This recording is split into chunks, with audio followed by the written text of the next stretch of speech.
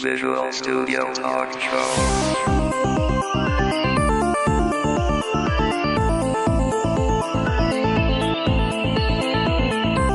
Visual Studio Talk Show est une présentation du groupe d'usagers Visual Studio de Montréal et de .NET Expertise. Visual Studio Talk Show. Bienvenue à une nouvelle émission du Visual Studio Talk Show. Le podcast où on discute d'architecture et de construction logicielle avec la plateforme Microsoft.net. Je m'appelle Mario Cardinal, je suis accompagné de Guy Barrette. Bonjour Guy. Salut Mario, ça va bien? Oui, ça va. On est dans le temps des fêtes. Ben oui, t'as passé un joyeux Noël? Oui, on a reçu en tout cas le 24, le 26, donc beaucoup de visites. Puis la parenté, comme on dit, au Québec, on a la parenté est arrivée, donc c'était le party. Ah, et puis je pense que t'as pogné la grippe, hein? Ouais, ben quand la parenté arrive, les gens, en tout cas les enfants arrivent avec leur grippe, puis faut Ou plutôt le rhume, disons. Guy, on en profite aujourd'hui pour présenter une de nos dernières émissions qu'on a enregistrées l'été dernier lorsqu'on était dans notre périple à Paris. Mm-hmm. C'est une émission avec Michel Perfetti, de la firme Winwise. Avec Michel, on a discuté, puis c'est pour ça qu'on la présente à la fin, c'est on considérait qu'on avait besoin de beaucoup d'acquis pour vraiment faire en sorte que son émission soit appréciée par nos auditeurs. On a discuté avec Michel de comment écrire un provider link pour Team System. C'est d'ailleurs pourquoi la dernière émission était sur les mécanismes d'extensibilité avec Team System. On a eu aussi une émission sur Link au début septembre avec Fabrice Marguerite. Et donc, en tout cas, on espère que vous allez avoir toutes les bases qu'il faut pour être capable de comprendre le projet FISUM, qui est un projet open source que Michel dirige. Puis, ben écoute, sans plus tarder, Guy, je pense qu'on va laisser la parole à Michel pour qu'il nous explique un peu plus en détail qu'est-ce que FISUM et les capacités que ça a.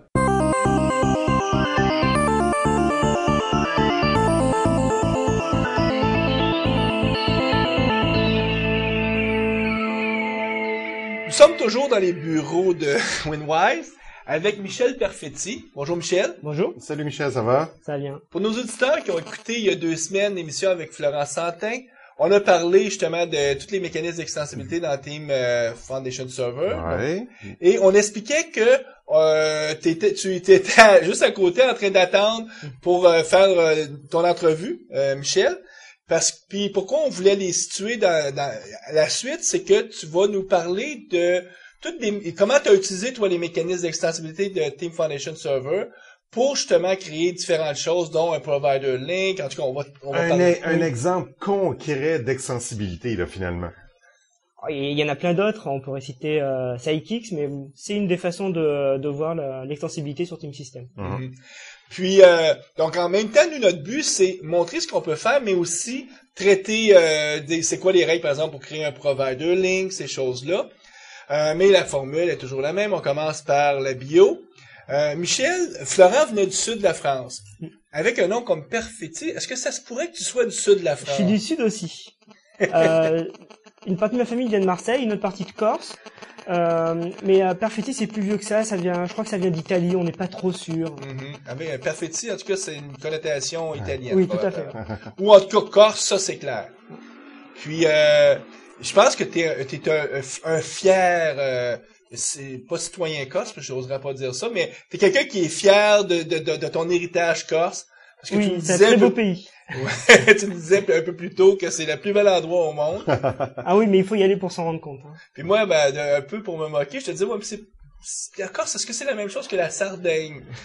Et là, tu me disais non. Non. Mais, écoute, tu travailles maintenant à Paris. Oui. Mais t'as vécu probablement une partie de ta vie à Marseille. Ouais. Jusqu'à mon bac, enfin, j'ai pas commencé au Canada. En fait, après le bac, j'ai fait une classe préparatoire, comme on fait en France. Et j'ai fait une école d'ingénieur sur Paris. Et ensuite, j'ai embrayé, j'ai commencé à travailler sur Paris en début 2000 dans une boîte où on faisait de la sécurité informatique. Je travaillais sur du matériel, on avait fabriqué une puce. Donc, je codais directement dans la puce, des méthodes classiques, du C. On avait un serveur en C++ à côté. Du bas niveau. Voilà. Pas du .NET. J'ai découvert .NET un peu plus tard, où on a commencé à faire des choses autour. Donc, il fallait quelque chose de facile à appréhender, d'extensible. Et donc, j'ai découvert .NET comme ça. Et ensuite, j'ai voulu continuer dans cette voie-là, donc c'est pour ça que je suis allé à Winwise. Donc, ça fait presque 10 ans que tu fais de l'informatique. Ouais. Puis, donc, t'es chez Winwise depuis 2006. 2006. Puis c'est la même année que t'as reçu la reconnaissance par Microsoft comme MVP. Ouais. Dans la compétence, C#. t'es aussi quelqu'un qui, tous les ans, participe au Tech Days. En tant que conférencier. Ouais. Cette année, c'était ma première expérience en tant que speaker. Mhm. J'étais plutôt spectateur les fois d'avant, mais c'est vrai que c'est vraiment quelque chose de très bien. Ah, c'est autre chose d'être Ah oui. sur le stage. C'est Hein? bizarre, on a du stress en plus. Puis, nous, on est heureux de pouvoir discuter avec toi d'exemples. Tu sais, souvent, on va parler de la théorie, mais là, on va parler de projets concrets que nos auditeurs pourront même... Il y a des liens, c'est des projets qui sont hébergés sur Codeplex. Oui, tout à fait. D'ailleurs, peut-être qu'on peut, pour ceux qui seraient pas familiers, qu'est-ce que Codeplex? Codeplex, c'est un site communautaire fourni par Microsoft qui permet d'héberger des projets open source. Donc ça fournit pas seulement le contrôleur de source, mais un système avec des documents qui permet de mettre de la documentation. Il y a un wiki. On peut, pour accéder aux sources, on utilise des plugins comme le Team Explorer, comme Team Foundation Server. Ça permet de gérer des releases, tout ce qui est tâches de travail comme les work items. Il y a une version spécifique pour Codeplex. Donc c'est un mini Team Foundation Server pour l'open source. Mm-hmm. Ça permet d'avoir le référencement, on a des statistiques. C'est amélioré ça s'améliore dans le temps à chaque fois. C'est vraiment très bien. Donc nous, notre sujet aujourd'hui, c'est on a voulu cibler le fait qu'on parlerait d'écrire un provider link pour Team Foundation Server, mais la réalité, c'est qu'on va parler de ton projet open source qui s'appelle FISUM, qui est hébergé sur Codeplex. Donc, qu'est-ce que ça veut dire, FISUM? FISUM, c'est une private joke, donc ça reste private. Ah, ok. Donc, c'est un peu comme ce qui se passe à Las Vegas reste à Las Vegas. Exactement. Donc, nous, on dit ça en Amérique du Nord.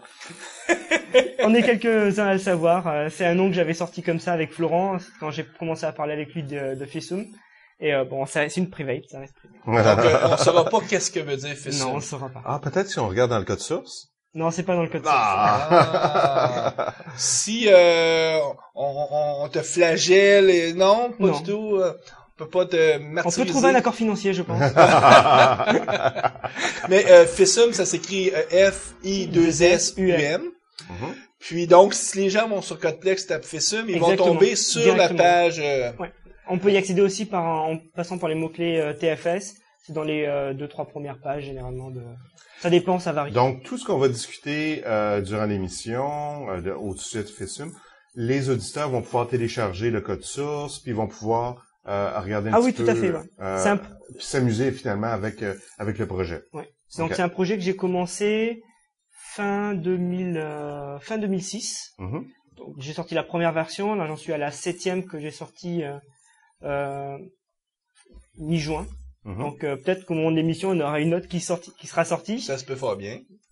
Mais c'est parti comment? C'est-tu quelque chose que tu as à faire pour un client, puis à un moment donné, tu t'es dit, qu'est-ce que je pourrais reprendre la partie qui est pas, qui est libre de droit, puis en faire un projet open source, ou c'est vraiment... Non, c'est vraiment pour moi. J'essaie d'être le développeur feignant. Si j'ai besoin de quelque chose qui va m'aider à faire mon travail, je vais essayer de me le faire. Et puis, si ça m'aide, tant mieux, je vais continuer à l'améliorer. Et puis, chaque fois que j'ai un besoin spécifique, je vais l'ajouter dedans. Et je vais essayer de faire quelque chose de cohérent. C'est sûr que tu fais partie de ce groupe de passionnés. Écoute, il est vendredi soir. Il est un peu plus de 6 heures le soir. Il y a autre chose à faire dans la vie que de faire des podcasts, mais on prend la peine de faire un podcast, de parler de FISUM, parler de Provider Link, ces choses-là. Donc, tu me racontais vite que la première version que tu as faite, tu l'as faite en quelques jours parce que tu étais à l'extérieur. La première, non, ça c'était tout à l'heure, c'était un aparté sur le Provider Link. Les FISUM, j'ai mis un petit peu de temps avant de le sortir. J'ai mis un bon mois avant d'avoir quelque chose de cohérent. En fait, l'idée de FISUM, c'était quand j'ai commencé à travailler sur Team System, j'ai commencé comme étant un utilisateur lambda. Je travaillais sur un projet, on avait besoin d'un fournisseur de code source. Winwise travaille sur Team Foundation Server, donc on a utilisé Team Foundation Server. Mm-hmm. Et j'avais à force de travailler dessus, je me suis dit, il y a des choses qui m'embêtaient, comme quand chaque fois que je voulais accéder sur mon work item, il fallait que je switch de ma fenêtre de code puisque tout est en anglais. Et ça commençait à m'agacer. Donc je me suis dit, c'est dommage qu'on puisse pas y accéder en dehors du Visual Studio, d'avoir toujours la fenêtre ouverte, parce que ça m'embêtait de changer mon contexte à chaque fois. On a beaucoup de fichiers des fois ouverts et puis on s'y perd. Donc je me suis dit, ça serait bien qu'on puisse y accéder en dehors. Donc c'est pour ça que je me suis dit, il y a pas mal d'outils où on peut utiliser les icônes à côté de l'horloge pour naviguer. Et pourquoi pas accéder directement au work item, au query directement par là. Et donc c'est comme ça que l'idée est partie. Donc là, la version 1, tu fournissais comment on appelle, à côté de l'horloge, donc Exactement. Le system tray. Donc dans le system tray, t'as rajouté dans l'interface visuelle du system tray un icône. On clique dessus et bang, on pouvait ouvrir une fenêtre. On avait la liste des projets qu'on voulait, et puis pour chaque projet on avait les queries, puis on pouvait naviguer jusqu'au work item. Et donc c'était comme des menus contextuels qui s'ouvraient. Exactement. On navigue dedans comme des menus, et l'interface actuelle n'a pas changé depuis le début, c'est toujours le même fonctionnement. Donc, pour cela, je me suis basé sur le SDK de Team Foundation Server, et dedans il y avait tout. Il y avait l'API pour se connecter au serveur, les contrôles pour pouvoir afficher le work item, parce que j'allais pas refaire le contrôle, j'ai vu qu'il y était. Comme je disais tout à l'heure, je suis un développeur feignant. Ça existe, ça marche, je vais le reprendre, et comme ça j'ai la même interface et la même expérience de travail dans Fisum quand je vais me naviguer dans un work item que quand je suis dans Visual Studio. Les mêmes erreurs, etc. Ok. Donc, à l'origine, l'objectif, c'était de fournir une interface usagée à l'extérieur de Visual Studio pour accéder au work item. Exactement. Moi, ce qui m'a accroché quand tu m'as parlé de Fisum, c'est qu'aujourd'hui, dans sa version actuelle, donc dans l'évolution, tu as créé un provider link pour interroger justement avec des requêtes link la base de données des work items. Donc ça, c'est arrivé, j'imagine, dans les versions... C'est arrivé au printemps. Donc c'est forcément arrivé après Visual Studio 2008. Et puis, je commençais à avoir des choses intéressantes que j'avais rajoutées dans Fisum.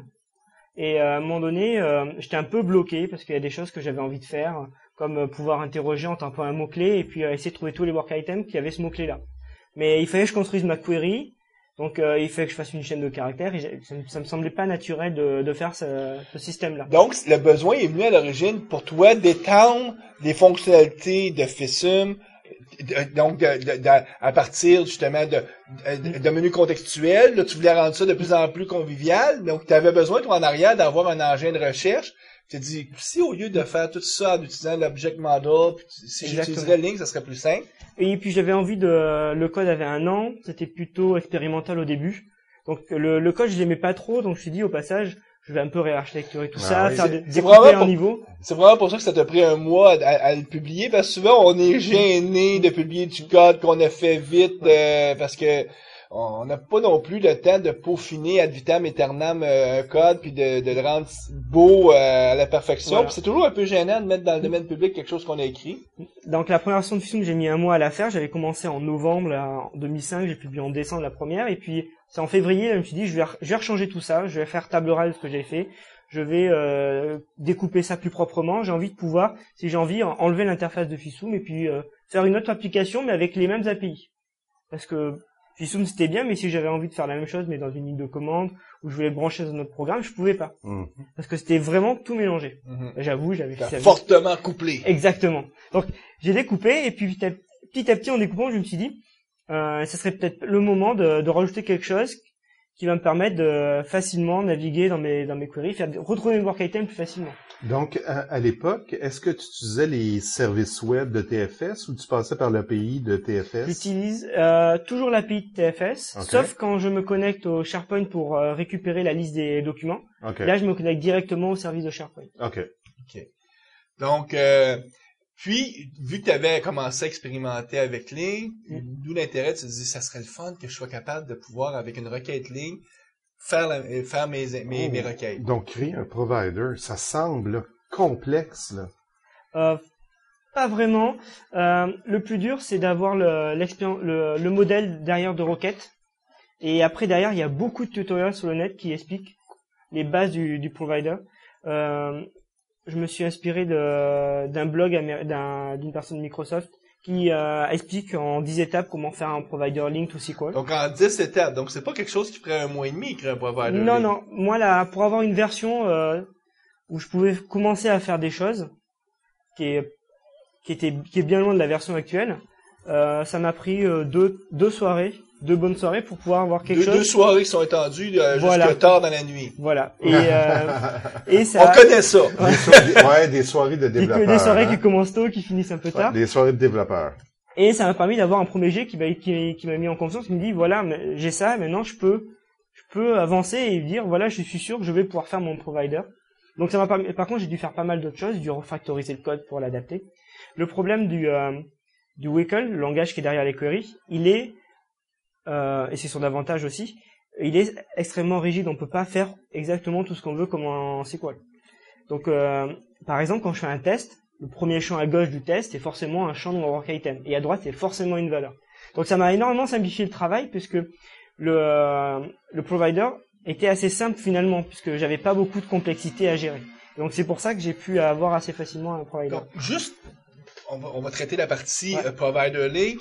Donc, ce qu'il faut comprendre avec Link, on en a parlé dans des émissions subséquentes. Il y a une émission qu'on a fait avec Fabrice Marguerite.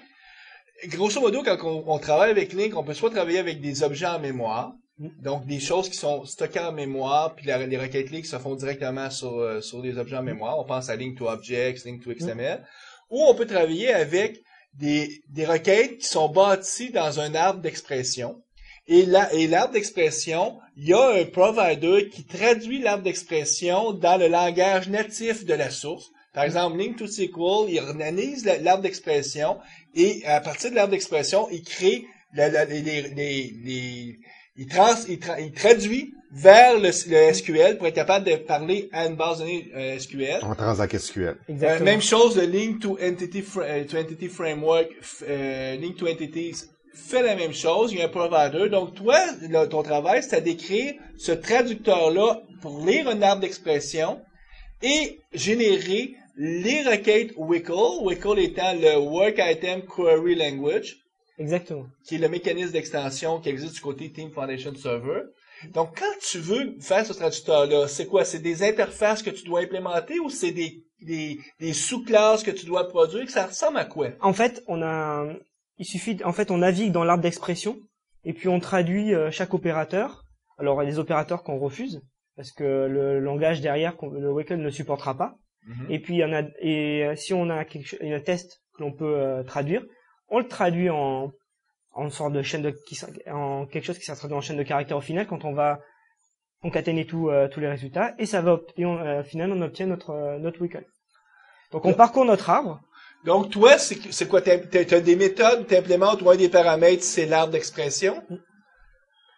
Puis là tu vas naviguer dans l'arbre d'expression pour générer une string qui est le bout de code qui devrait représenter cet arbre d'expression-là, ou c'est événementiel plutôt? Non, c'est vraiment des méthodes. Pour chaque type d'opérateur, on va traiter le code. Je me suis basé sur, OK, pour chaque type donc, grosso modo, c'est pas un arbre d'expression, c'est plutôt des opérateurs qui existent dans l'arbre d'expression. Pour chacun, tu vas dire, voici la recette, parce que c'est un peu comme si mon arbre d'expression, ça serait, ce qui serait possible, ça serait de dire, j'ai un opérateur plus. Faudrait que tu dises quoi faire quand j'ai plus.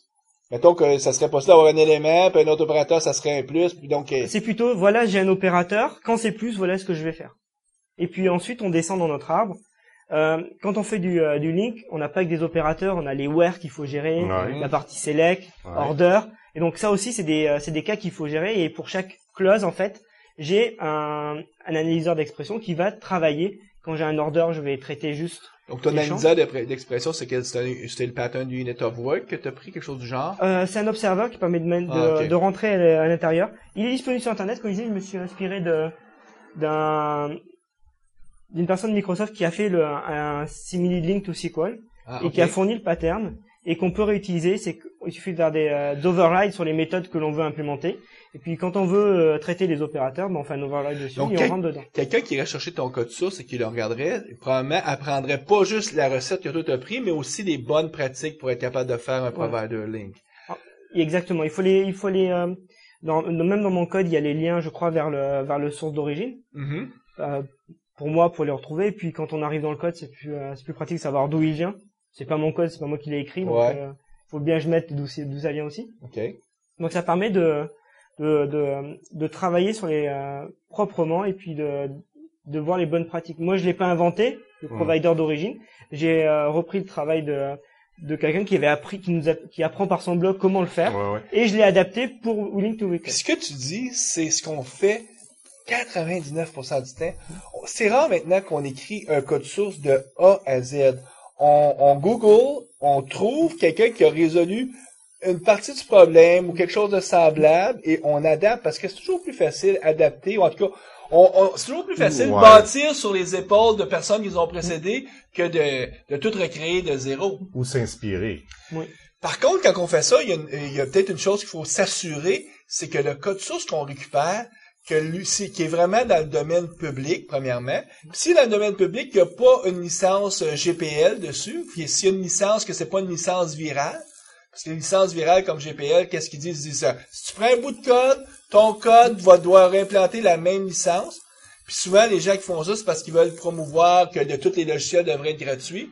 Nous, la vision, c'est oui, on peut bien mettre les choses dans le domaine public, pas demander d'argent pour, mais est-ce qu'on veut forcer tout le monde qui va utiliser ça de pas à un moment donné s'en servir pour faire un produit commercial? Mais là, on sort du sujet. Tout à fait, on sort du sujet. Mais un autre sujet, ce qui m'intrigue, ce sont les mots-clés comme le where.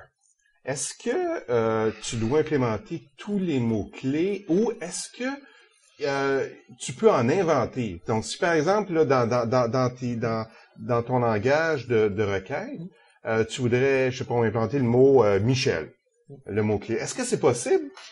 Alors, quand on fait notre requête link, elle a quand même un gabarit bien spécifique. On a un from, on a un where, on a un select, on a des orders. Ça, on peut pas les inventer. Ils sont là, ils sont dans le langage. Ils sont là, on pourra pas y toucher. Par contre, quand on fait, je veux par exemple tous mes work items où title contient le mot fisum par exemple, on va utiliser une méthode de title qui est une méthode de la propriété et on va utiliser contains. On va mettre la chaîne fisum et là en fait c'est à nous dans le provider de traduire. Si on voit sur telle propriété chaîne on appelle la méthode contain de la chaîne, alors on va le traduire différemment dans le WCL. On va pas l'ignorer en disant cette méthode là le WCL il arrivera jamais à la traduire. On va la traduire en le mot-clé qui correspond dans le WCL. Donc on peut inventer de cette façon-là le langage. Mais qu'est-ce que tu fais quand tu dis je vais l'ignorer? C'est-à-dire, est-ce que tu peux même comme pour dire je suis pas capable de rien faire avec ça, faut que tu génères comme des exceptions ou tu fais juste rien faire? Je préfère générer des exceptions en disant voilà le WCL ne supportera pas ce genre de requête. Et c'est ce que fait par exemple même dans Link2SQL, Link2Entity, quand on utilise un mot-clé qui est pas traduisible, on va recevoir une exception en disant on n'a pas réussi à traduire l'exception. Tu veux que la personne qui est en train de coder ce code link-là, qu'au compilateur, le compilateur lui dise directement, hey, ça marche pas, là. Exactement. Oh, c'est un bon point. Est-ce que cette erreur-là est lancée au runtime ou à la compilation? Au runtime. Au runtime. OK. Parce que le code à la compilation est rendu en expression tree. Oui. Mais il est pas encore analysé pour être traduit dans le WCL. De sorte que quand on utilise Link2SQL, la requête Transact SQL est générée au runtime. Elle est générée le plus tard possible. Au moment d'exécution. Donc toi, est-ce que c'est généré la première fois que tu commencerais à utiliser un des objets? Exactement. Donc dès qu'on va utiliser la liste, le equilibrable de work item qui est généré. Donc ça c'est bien, c'est qu'avec Link, tu vas pas frapper ton serveur TFS tout le temps, ça va optimiser même le nombre de fois que tu vas aller te promener pour aller chercher parce que si ça aurait été codé, mettons, je vais chercher sur le serveur les choses, là je veux trier, bon probablement ça pourrait se faire en mémoire, mais tu aurais peut-être eu à avoir 2-3 round trip sur le serveur, tandis que là, avec Link, c'est une seule requête. L'intérêt, c'est que si j'ai besoin de certains work items, j'ai pas besoin de télécharger tous les work items, chercher ceux qui contiennent un mot en particulier. Je vais juste générer la requête à la volée, via Link, et puis récupérer ceux qui correspondent vraiment à mon résultat. Mm-hmm. Et de toute façon, c'est le serveur qui va faire le travail. Tu vas envoyer la requête avec l'API de TFS, de Team Foundation Server, et c'est lui qui va faire le travail pour récupérer seulement ce que tu as demandé. Tout à fait. La difficulté que j'ai eue, c'était d'adapter certains mots-clés, certaines fonctionnalités du WCL et des work items en particulier que le langage, que Link ou les objets ne connaissent pas. À l'heure actuelle, c'est la version de juin. Je gère pas tout encore sur ce que peut faire le Weekend. Le Weekend est assez, donc je dis, est assez strict au niveau des opérations. Et il a un langage particulier. Je peux pas lui dire non, A égale B. Il faut lui dire A différent de B. Ok. Donc quand je gère un node pour l'instant dans la version 0.7, je vais avoir une exception parce que il faut que je traduise tous mes opérations dès que j'ai un node et que j'inverse automatiquement. Ah, ok, Donc, ok, ok. c'est un work in progress, cette API-là. Tout à fait, ouais. Et donc, tu as fait une version première qui supporte les lois de Pareto, probablement 80% des scénarios avec 20% d'efforts de code. Oui. Mais là, pour aller plus loin, c'est beaucoup de programmation. Exactement. Ça, au fur et à mesure que tu vas faire évoluer FISUM, ben, il va y avoir de plus en plus d'ajouts du côté Link Provider.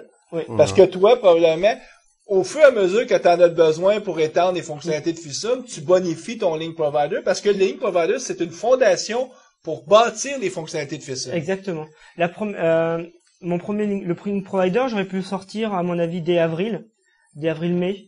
Mais j'ai sorti en juin parce que je voulais ajouter autre chose que j'avais pas au début. Dans la première version, je faisais seulement des Rocket Link sur un objet work item qui pouvait être de n'importe quel type. OK. Un bug, une task, un scénario, enfin, ça c'est dans la méthodologie MSF Agile.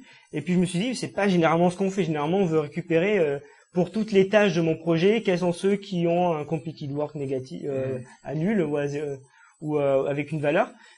Et pas, je prends tous les work items de type task.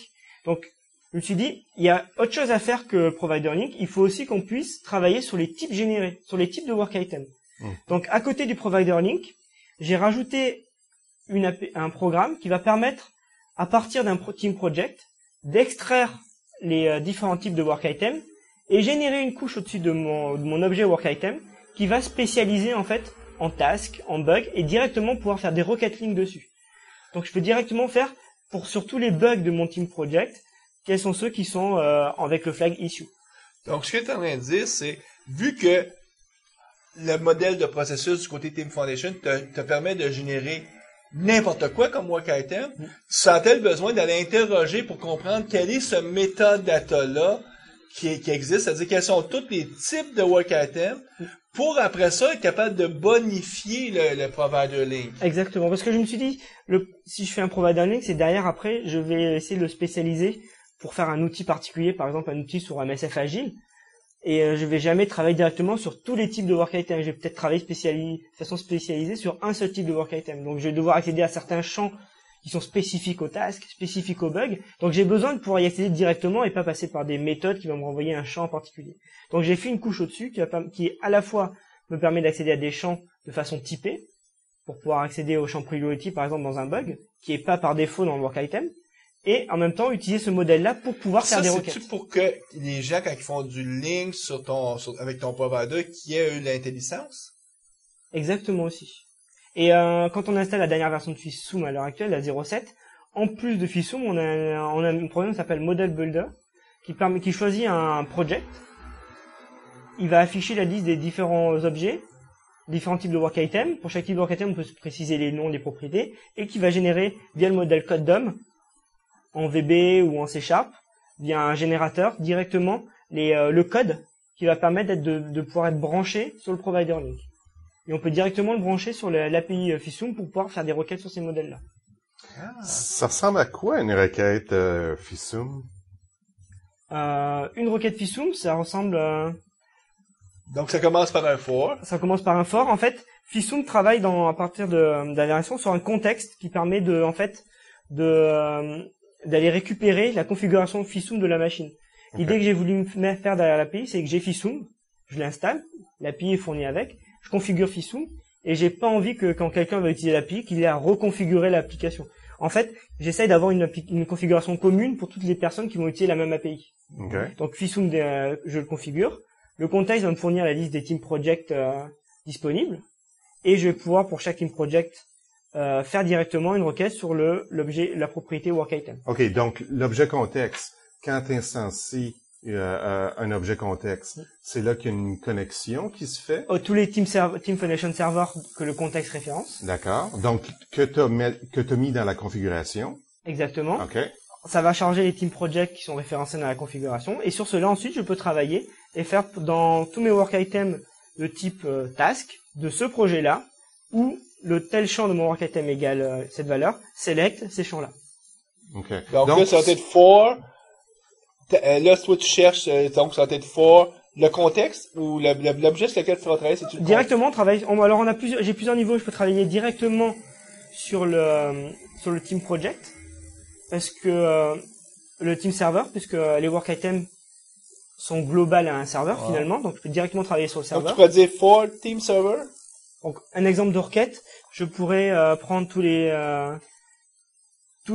work items qui ont un mot en particulier dans le work item. Donc un mot en particulier il peut être dans le title, dans l'historique, il peut être dans la description, et qui sont associés à moi, parce que genre il y a que ceux-là qui m'intéressent, parce que c'est les mots que j'ai tapés.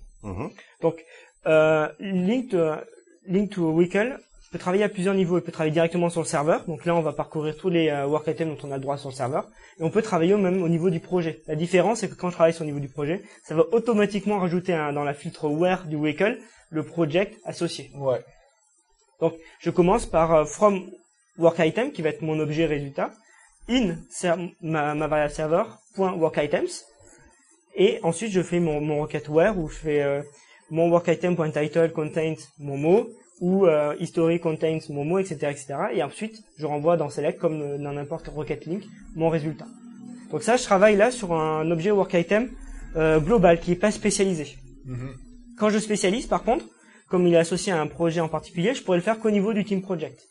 Donc là, la requête ressemble à la même chose, sauf que j'utilise un générique, qui est une méthode get que j'ai mis dans le team project, qui permet de spécifier le type de work item que je vais utiliser. Donc c'est from work item in project.get inférieur, et là j'indique le type de work item que je veux, et là je vais travailler sur un type de work item en particulier. Quand je fais ça, ça va juste rajouter dans mon Wickle généré, en plus du projet associé, le work item type égale le type associé à cette classe qui a été spécialisée de mes types de work items. Ah, donc tu peux, à la base, il y a des work items qui viennent avec Team System, mais on peut les étendre, ces work items-là, tout ça. Donc, Fisum peut interroger aussi ces work items grâce qui sont spécifiés. Là. D'où pourquoi tu as un petit générateur de code pour créer ces types-là, parce que vu que c'est des génériques, il faut que ça soit des types des classes. Mais c'est des classes, c'est grosso modo, tu as quelques champs prédéfinis dedans. C'est un ensemble de propriétés qui sont mappées sur qui va aller rechercher les fields spécifiques du work item. J'ai des attributs pour pouvoir le mapper au provider link, comme le type de work item généré, les références name des champs associés. Ton provider, tu les utilise. Exactement, oui. Ouais. Parce que lui, il en a besoin pour savoir que ce champ-là, il va aller le traduire dans tel test. Si j'utilise le champ title, il faut savoir que c'est system.title. Oui, parce que t'as pas une surface de design, comme dans Link to SQL, où sur la surface de design, c'est là que les classes partielles sont créées, sont générées. Donc, toi, tu as besoin de cette information-là. Donc, j'ai un modèle générateur qui va utiliser l'API de Fisum pour récupérer les team projects que l'on veut. Donc, réutilise toujours ce que j'ai, qui va me permettre de dire, voilà, je veux sur ce projet-là, on va dire que c'est un projet MSF Agile, je veux seulement les bugs et les tasks. Ça va générer un XAML que j'aurais pu modifier parce que j'aurais pu spécifier le nom de la propriété que je veux exactement. Et ensuite, j'ai un outil en ligne de commande qui va permettre de traduire ce XAML-là en un ensemble de classes qui va représenter les différents objets qui représentent les types de work items. C'est ces classes-là que tu vas passer en paramètre dans ton générique. Exactement. Quand tu fais ta requête ligne. Et ensuite, j'ai plus qu'à prendre le fichier et le mettre dans mon team project. Donc, intéressant. Tu réussis de cette façon-là à circonscrire le fait que ta source de données, elle est pas gelée. Le Wickle, c'est pas gelé, ça dépend du schéma. Donc, toi, t'es obligé de t'alimenter quelque part de ces méthodes de données-là, puis de cette façon-là, tu vas chercher les méthodes. Et j'ai pas besoin de connaître le work item template, et juste quand on se connecte à Team System, en fait, quand on récupère les work items, on a l'ensemble des champs disponibles et je me base là-dessus. T'aurais pu dire, fournissez-moi le work item template, mais ça aurait été très limitatif. Ça aurait été juste ceux qui ont créé ces projets-là qui auraient pu bâtir un outillage, ou en tout cas qui auraient pu utiliser Ligne, donc. Exactement. Mais quand on récupère un team project, on a une liste de work item type qui référence tous les types utilisés à l'intérieur. Donc, il y en a certains qui sont déjà dans l'objet de base. Ceux-là, je les filtre, je les reprends pas. Et puis, j'ajoute ceux qui sont pas dedans. À ce moment-là, tu es capable de pouvoir générer ton fichier XAML qui va servir après ça à créer la génération de code des classes. L'idée, c'est on prend une société qui a un WorkAtem template bien spécifique. Ils veulent construire des outils dessus. Donc, ils prennent leur modèle, ils génèrent leur classe et ils permettent de manipuler directement le WorkAtem pour ajouter des règles, des choses comme ça. Effectivement. Ou on penserait peut-être aussi à une une application propriétaire ou je sais pas moi une application qui que le gestionnaire de projet va utiliser pour faire la gestion des work items. Oui. Fait qu'on pourrait utiliser Fisum pour se brancher au serveur TFS. Tout à fait. Mais C'est l'idée que j'ai derrière dans les prochaines versions. Est-ce qu'on peut sauvegarder? En créer des ou est-ce qu'on peut juste interroger à ce moment-ci? Une fois qu'on a l'objet WorkItem, on peut le modifier et puis après pusher le résultat sur le serveur On n'est pas juste en lecture. Exactement. OK. En fait, Fisum maintenant se base sur l'API de base qui est palliée à une technologie d'affichage particulière. J'ai exporté tout ce qui est affichage dans une bibliothèque en plus et Fisum combine tout ça pour pouvoir fournir l'affichage. Donc Fisum, c'est une coquille vide en fait maintenant. C'est qu'un ensemble d'API derrière qui est utilisé. C'est ça, parce qu'à l'origine, Fisum, c'était une application. À l'origine, tu voulais être capable, dans le système tree, de pouvoir rapidement faire une requête vers la source des work items. Donc, puis à l'évolution du produit, t'as créé une première, t'as complètement détaché tout ce qui touche les requêtes en créant le provider link. Et t'as aussi tout détaché ce qui serait l'affichage dans son propre module. Comme tu dis maintenant, l'application Fisum, ce n'est qu'une coquille qui instancie C'est presque une coquille, j'ai pas encore tout fait le refactoring, mais il y a encore des choses que je vais enlever, que je vais remplacer par ce que j'ai fait, parce que en refaisant du refactoring, j'essaye de rajouter des fonctionnalités. Il y a des fonctionnalités qui sont là, qui sont pas encore utilisées, que j'attends dans les prochaines versions. Je pourrais parler du coloring de query. Quand on a une query, tout est blanc sur le fond, donc il y a rien qui saute aux yeux. On pourrait par exemple dire voilà tous les work items qui sont vieux depuis 15 jours, je les mets en une couleur particulière ou tout ça d'une priorité particulière, j'ai mis dans une autre couleur. Ces choses-là, je les utilise pas encore. J'ai tout un système de sources de work items qui peut être une liste qui est utilisée maintenant un peu partout dans Fisum, que j'utilise pas, que je vais utiliser plus tard pour faire toutes des extensibilités. Parce que là, nous, on parle du link provider. Notre auditoire, c'est principalement des développeurs qui ont peut-être un intérêt vers Link. Donc, ils disent, hey, c'est intéressant, je peux bâtir mes propres applications puis réutiliser des choses bâties par la communauté. Mais si on regarde quelqu'un qui dit, moi, je veux pas programmer, je veux juste utiliser Fisum. Donc, on n'a pas énuméré vraiment les fonctionnalités qu'offre Fisum. Donc, d'un point de vue fonctionnel, ce que j'ai compris, c'est que tu es capable de pouvoir faire une requête pour aller chercher des work items et les faire afficher. Ouais. Donc, j'imagine que tu dois être capable de faire avec des trees, différentes choses. Je peux faire... mon idée, c'est non seulement de faire ce que faisait le Team Explorer, mais à l'extérieur, mais d'essayer d'améliorer et d'essayer de pallier à certains soucis que j'ai quand je travaille avec le Team Explorer et les queries. Par exemple, quand on trie une query dans le Team Explorer, il va vouloir essayer de sauvegarder l'ordre de tri, parce que pour lui, l'order fait partie du WCL. Okay. Quand je trie les queries dans Fisum, le tri ne va pas modifier le WCL. C'est juste moi, au moment où j'en ai besoin, je vais trier et ça va s'arrêter là. Parce que tu travailles sur ce que tu as en mémoire. Exactement. Ou en tout cas ce que tu as été chercher, mais tu vas aller chercher sans forcer le tri au niveau du Team Foundation Server. Exactement. Autre fonctionnalité que j'ai dans Fisum, deux choses intéressantes qu'on manipule quand on utilise les work items, on a les arrêts, les itérations. Mais si on fait pas attention, il y a des work items qui sont pas forcément mis dans la bonne itération. Et pour les retrouver, il faut qu'on parcourt notre liste. Et on n'a pas forcément, c'est pas la meilleure façon de manipuler les work items. Dans Fisum, je peux les voir de façon arborescente, mes arrêts et mes itérations, et drag and dropper mes work items dans l'arrêt et dans l'itération que je veux. Je choisis ma query, il va montrer tous les work items associés. Et ensuite, comme dans un arbre d'Explorer, mais au lieu d'avoir des dossiers, j'ai mes nœuds d'arrêt et d'itération, je vais pouvoir déplacer mes work items. Ils seront vus en fait comme des dossiers. Et pour pouvoir les réorganiser très facilement via la souris. Et donc en quelques minutes, je peux réorganiser mes work items si mes développeurs ont oublié de mettre les arrêts. Donc la vue hiérarchique des queries, c'est lié avec les itérations et les areas. Exactement. Parce qu'aujourd'hui, on n'a pas de vue hiérarchique à proprement parler avec les work items. C'est une liste plate, une liste. Ouais. Je m'en allais dire une liste flat, je sais pas si ça se dit en français. Par contre, probablement on sait que dans la version 2010, Microsoft a annoncé qu'il y aurait une support pour les hiérarchies. Toi, tu vas probablement devoir à ce moment-là retravailler ton interface. Je rajouterai sûrement quelque chose qui va permettre de voir la hiérarchie des work items, où on est, quels sont les parents, quels sont les descendants. Parce que le seul moyen pour l'instant de naviguer dans un arbre, c'est de commencer par la racine, puisque si on voudrait rajouter sans être artificiel des hiérarchies, sans rajouter un ID parent, par exemple, dans un work item, il faudrait passer par les links. Donc on pourrait voir que les fils. Donc il faudrait naviguer dedans, et il n'y a pas vraiment de notion de hiérarchie, puisque un fils et un père, c'est à peu près la même chose. On a une sorte de graphe de dépendance entre work items, c'est pas une notion d'arborescence qu'on voudrait avoir.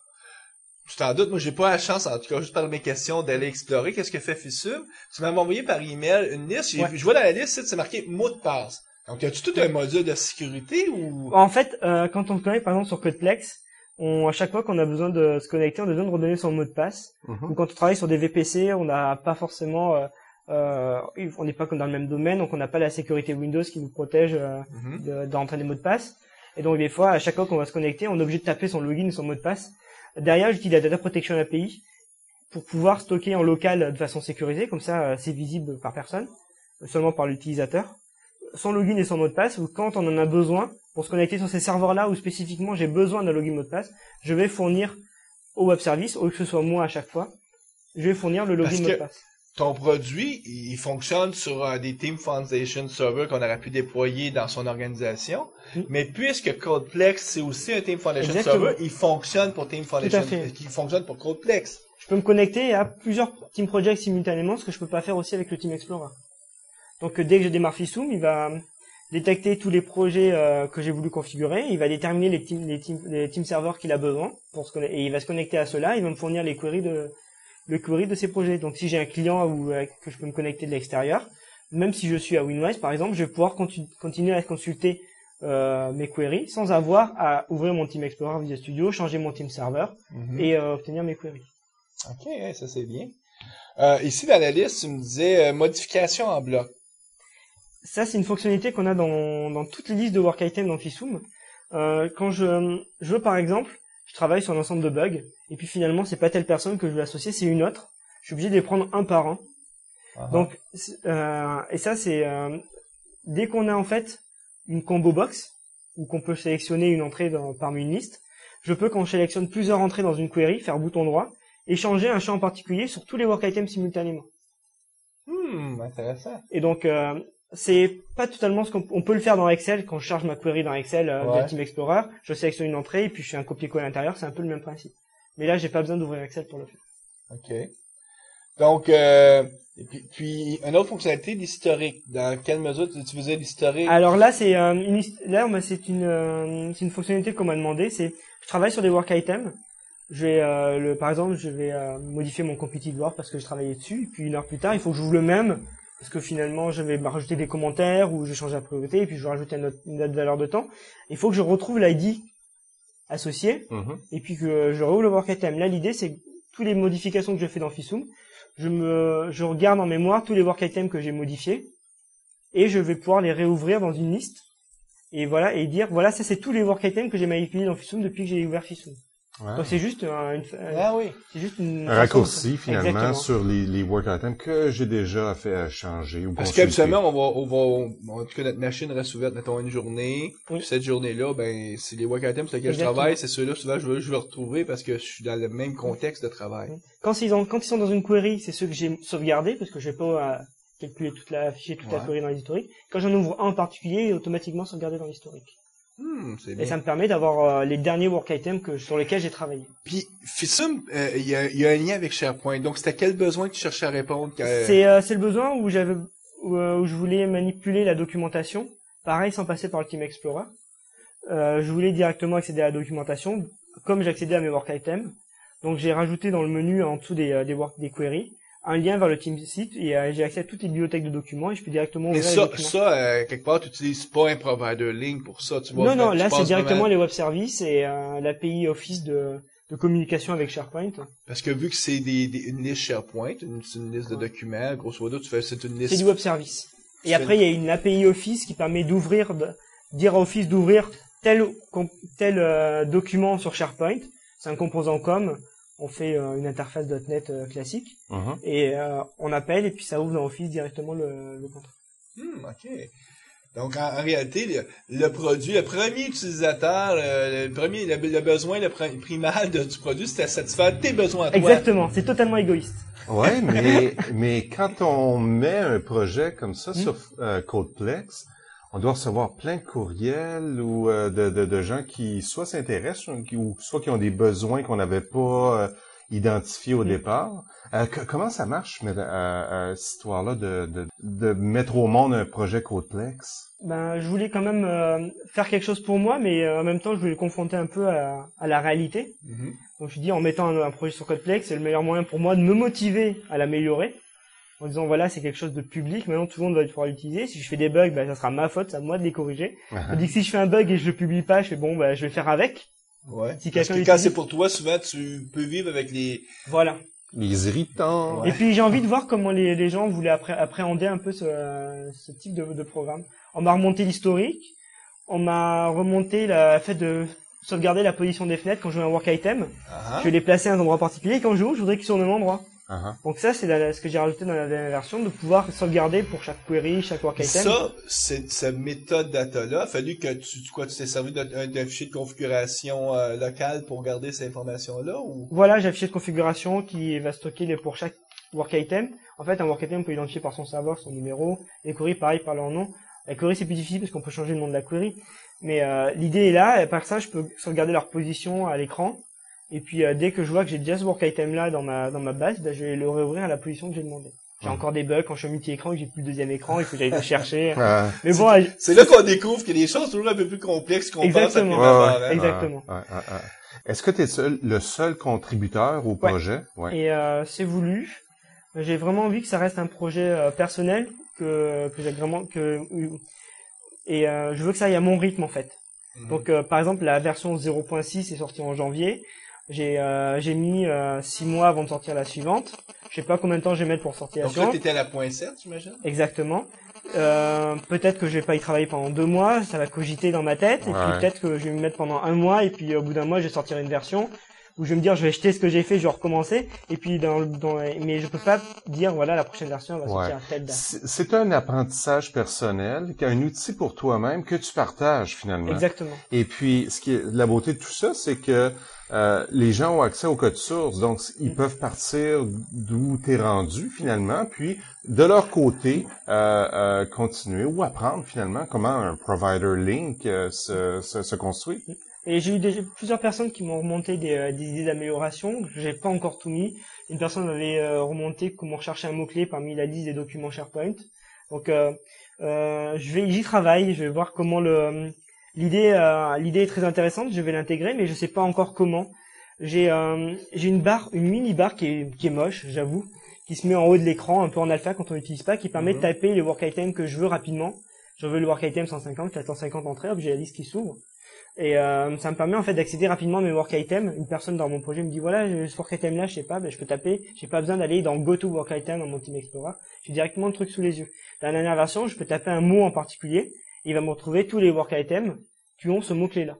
Et donc je vais étendre cette barre là pour faire autre chose, peut-être rechercher dans les documents, mais c'est toujours en construction, mais j'essaye pour chaque version d'avoir quelque chose d'homogène. Donc c'est en construction, mais on peut habiter dedans. Ouais. Est-ce que le fait d'utiliser la syntaxe link, ça facilite maintenant les requêtes? Est-ce que ça simplifie la création des requêtes? Pour Fisum, à l'heure actuelle, j'utilise qu'un seul endroit.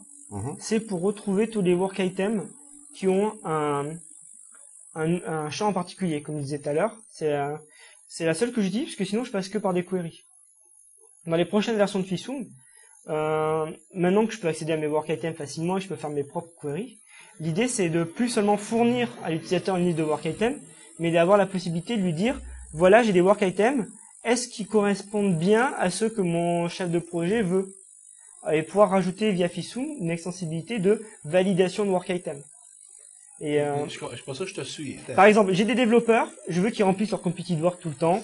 Quand je travaille sur des scénarios, je veux quand je crée des tâches ou quand il y a des bugs qui remontent, je veux être sûr qu'ils soient bien associés à des scénarios, qu'ils soient pas un peu perdus dans la nature. Ouais. Mais faire une query qui va vérifier que tous les bugs sont bien reliés à des scénarios, ben on peut pas le faire.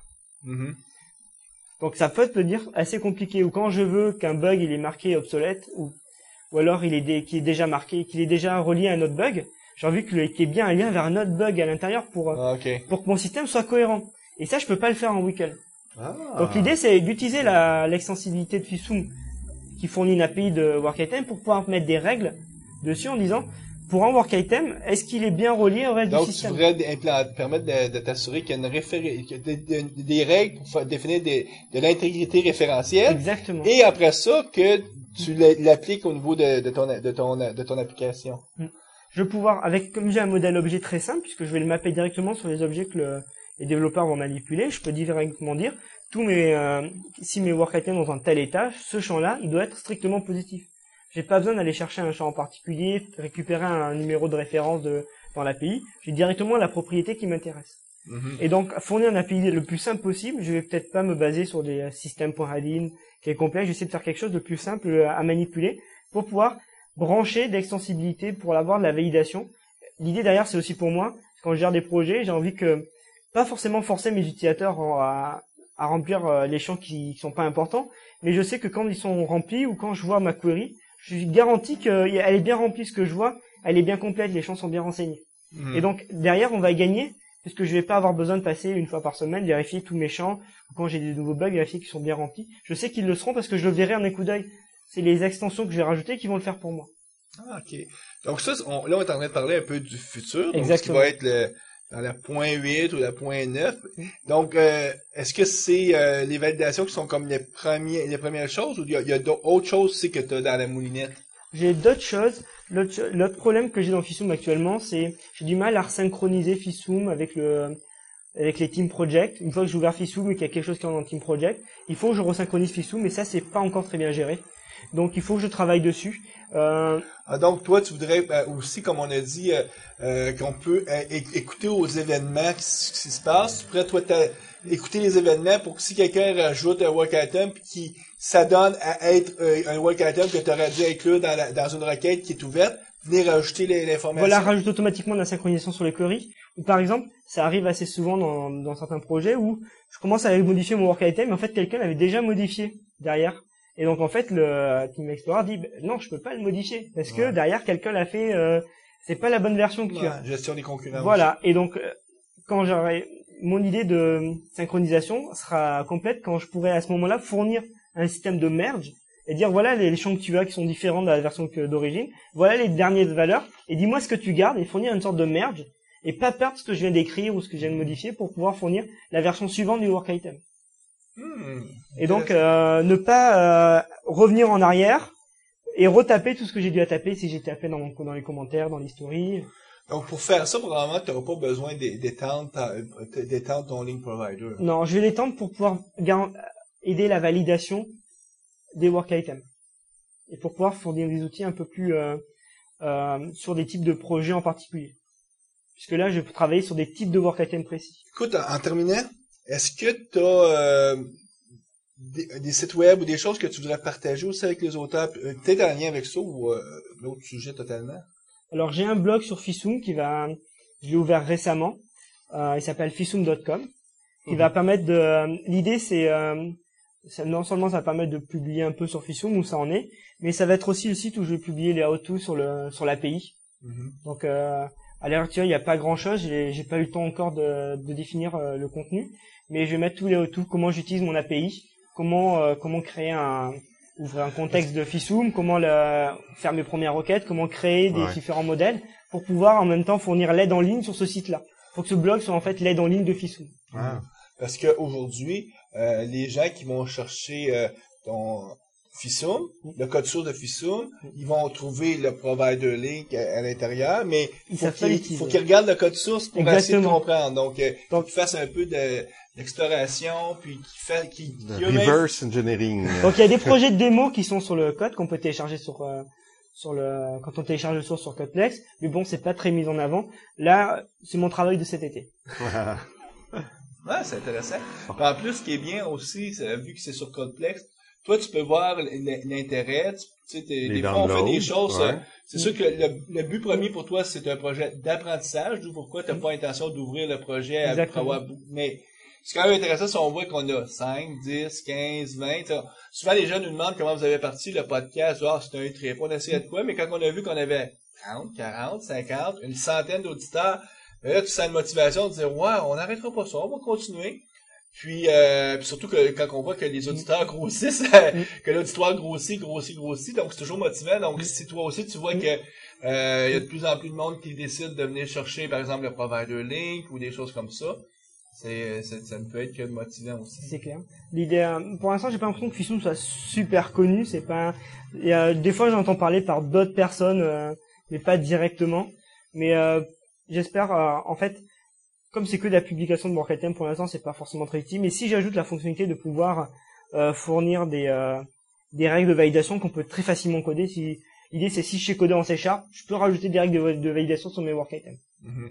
Donc après, il faut que je vois le modèle de distribution. On en parlait en déjeunant il y a pas longtemps. Donc l'idée c'est de pouvoir distribuer ces règles de validation via le TeamSite, pour pouvoir directement distribuer toutes ces règles à tous les utilisateurs simultanément sans avoir à les copier sur chaque machine. Les déployer sur les postes clients, parce qu'on a parlé un peu avec Florent il y a 2 semaines dans l'émission.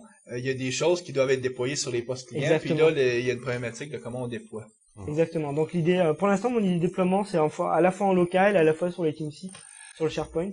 Donc en plus que c'est un projet d'apprentissage pour toi, le bénéfice que tu en tires, c'est que dans ton travail journalier chez Winwise, vu que tu travailles tout le temps avec des serveurs TFS, l'outil, il t'est utile aussi. C'est le but premier. Exactement. Ouais. La dernière version maintenant supporte le 2005 et le 2008. Il y a 2 versions. La version d'avant supportait que le 2005. Même s'il était compilé avec Visual Studio 8, on supportait que le Team Explorer 2005. À partir de maintenant, on a les deux. Et je vais mettre un peu de côté la version 2005 au niveau des fonctionnalités annexes. Mais la version 2008 va évoluer, par exemple, pour tout ce qui est génération de code. Je vais sûrement rajouter une extension dans Visual Studio pour pouvoir, comme quand on a du XAML, générer le code derrière, pour pouvoir directement fournir le modèle builder dans le projet, sans avoir à l'extérieur et taper une ligne de commande. Donc la ligne commande, c'est la première étape. Là, l'idée derrière, c'est d'ajouter une extension dans Visual Studio. Intéressant.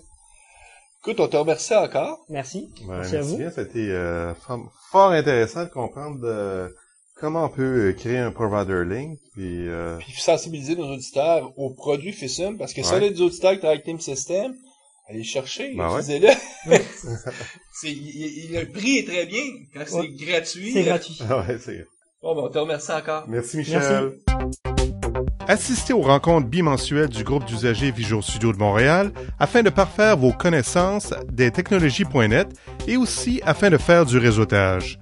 Pour l'agenda des rencontres, veuillez consulter le www.guvsm.net. .NET Expertise est un réseau de consultants indépendants et experts dans les technologies .NET de Microsoft.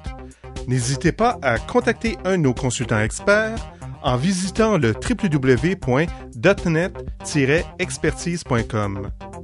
Retrouvez les liens exacts sur le site de visualstudiotalkshow.com. 29 décembre, Guy, est-ce qu'il y a des actualités un 29 décembre 2008? Absolument pas. Rien. Nil, caput, niet.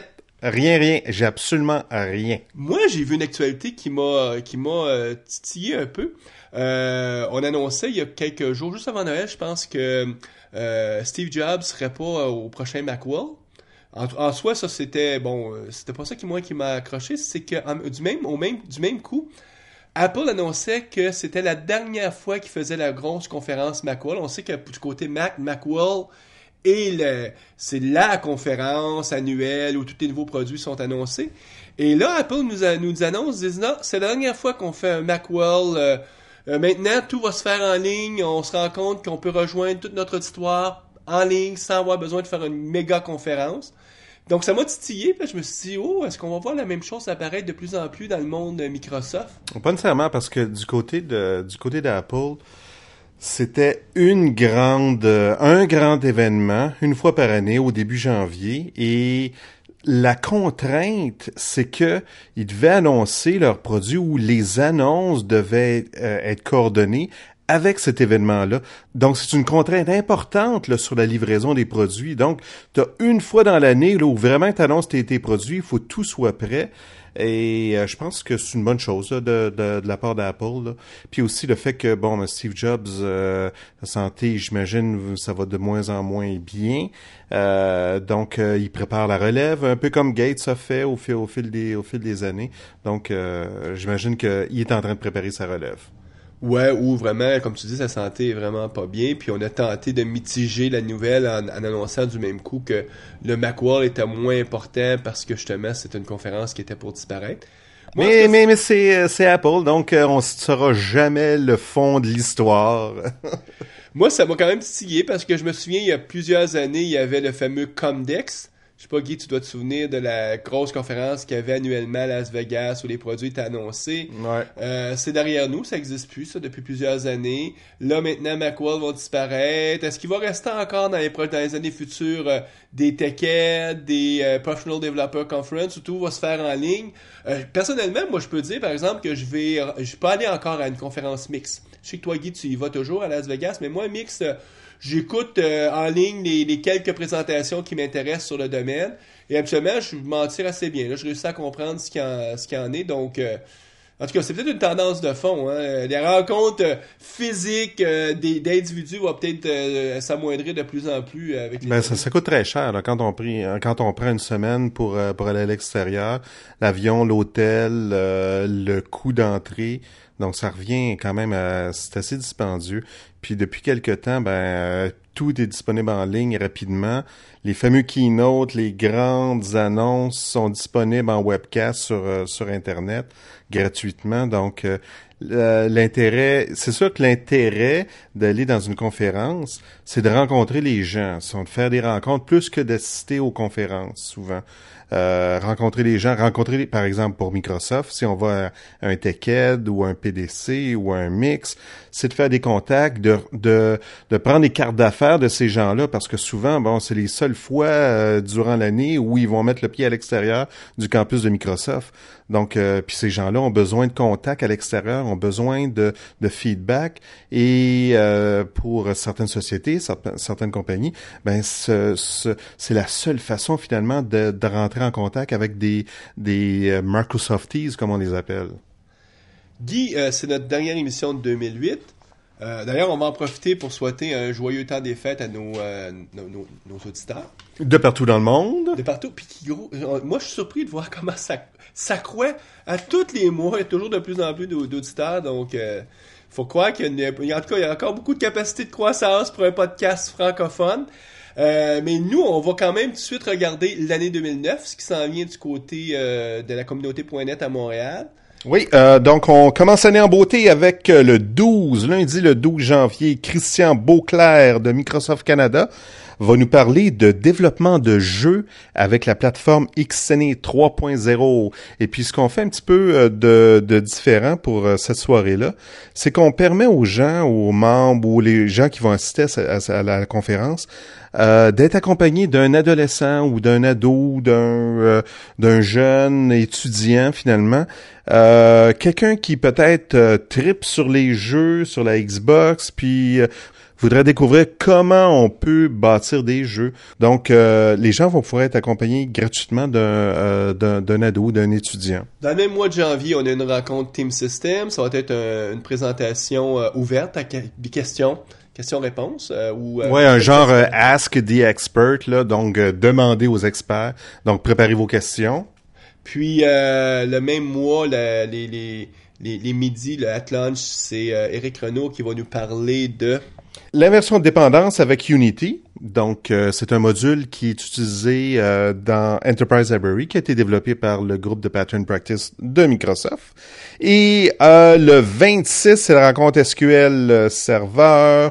Et on va couvrir les nouveautés de SSIS, donc Integration Services, et de SSRS, Reporting Services. Le SS voulant toujours dire SQL Server. Donc, comment ramener nos données dans notre SQL Server et comment faire des rapports pour nos les utilisateurs. Ben oui, ça C'est le c'est... 26 février. Ouais, et ça c'est les nouveautés dans SQL Server 2008. Donc, Guy, ben nous, ça termine cette émission. Puis, comme on disait un peu plus tôt, bon, on vous souhaite un joyeux temps des fêtes. On espère que votre année 2009 sera aussi fructueuse qu'aura été votre année 2008. Si ça n'a pas été une bonne année 2008, ben on va espérer que 2009 va être une bonne année. Absolument, oui. Puis, ben sur ça, on va vous souhaiter bonne programmation, profitez des vacances. On se revoit en 2009. Au revoir tout le monde.